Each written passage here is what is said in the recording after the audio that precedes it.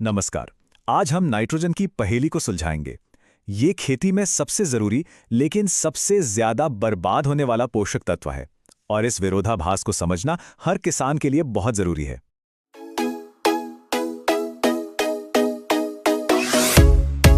चलिए इसी मजेदार सवाल से शुरू करते हैं। सोचिए, हमारे चारों तरफ जो हवा है उसमें 88% नाइट्रोजन है। लेकिन कमाल की बात यह है कि पौधे इसे सीधे सीधे इस्तेमाल ही नहीं कर सकते। ये उनके लिए किसी काम की नहीं है ना? अजीब बात। और ये जो नंबर आप देख रहे हैं, यही है असली कहानी। जब किसान यूरिया खाद का इस्तेमाल करते हैं तो उसका लगभग 50% नाइट्रोजन बर्बाद हो जाता है। जी हां, पूरा का पूरा आधा वो कभी फसल तक पहुंचता ही नहीं है। तो आज के इस विश्लेषण में हम नाइट्रोजन की पूरी कहानी को परत दर परत समझेंगे। पहले जानेंगे कि ये इतना जरूरी क्यों है और बर्बाद कैसे होता है। फिर यूरिया की उस कहानी पर नजर डालेंगे जो अक्सर छुपी रह जाती है।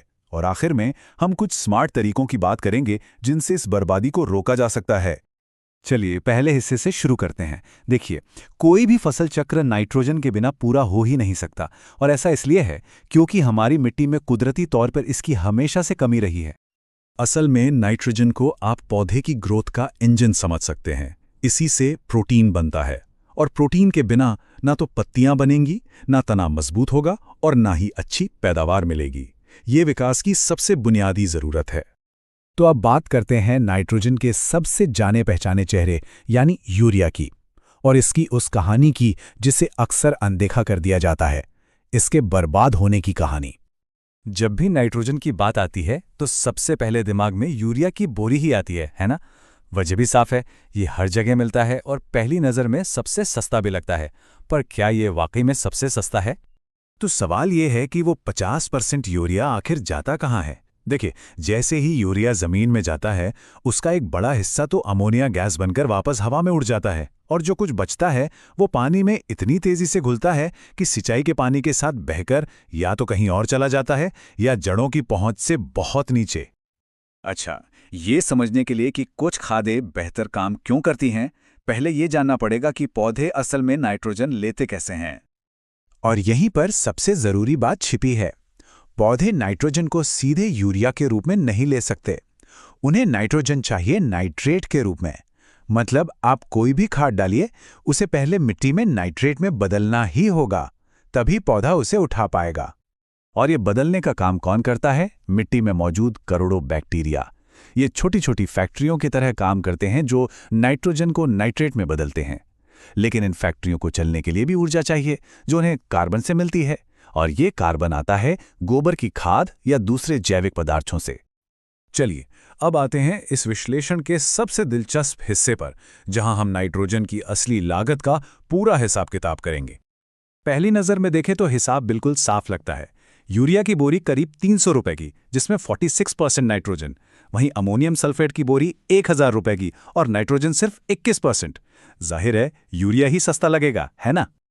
लेकिन असली गणित कुछ और ही कहता है। यूरिया में 1 किलो नाइट्रोजन की लागत करीब 15 रुपए पड़ती है। वहीं अमोनियम सल्फेट में ये 100 रुपए किलो पड़ती है। लेकिन रुकिए, कहानी में एक ट्विस्ट है। अमोनियम सल्फेट की हर बोरी में 12 किलो सल्फर भी मिलता है, जो खुद एक बहुत जरूरी पोषक तत्व है। और यहीं पर देखिए, सारा खेल बदल जाता है। अगर आप बाजार से अलग से 12 किलो सल्फर खरीदने जाएं, तो उसकी कीमत ही लगभग 1200 रुपए होगी। ये तो अमोनियम सल्फेट की पूरी बोरी की 1000 रुपए की कीमत से भी ज्यादा है।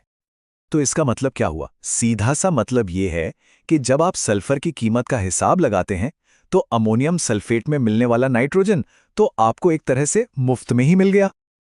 और फायदे यहीं खत्म नहीं होते। ये नाइट्रोजन को धीरे धीरे छोड़ता है, जिससे बर्बादी कम होती है। साथ ही ये हल्का अम्लीय होता है, जो भारत की ज्यादातर क्षारीय जमीनों के लिए बहुत अच्छा है और दूसरे पोषक तत्वों को भी पौधे के लिए उपलब्ध कराता है। तो अब जब हम समस्या और असली लागत समझ गए हैं, तो सवाल उठता है कि करें क्या? चलिए अब कुछ ऐसे तरीकों पर बात करते हैं जिनसे नाइट्रोजन का इस्तेमाल बेहतर हो सके।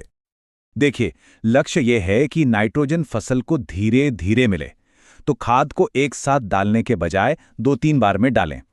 इसे गोबर की खाद या नीम की खली के साथ मिलाकर डालें ताकि ये मिट्टी में टिका रहे, या फिर नीम कोटेड यूरिया का इस्तेमाल करें। ये सारे तरीके बर्बादी को काफी हद तक कम करते हैं। कुल मिलाकर बात एक ही है, नाइट्रोजन उपयोग दक्षता। मतलब जो भी खाद डाली जा रही है उसका हर दाना फसल के काम आए, हवा या पानी में बर्बाद ना हो।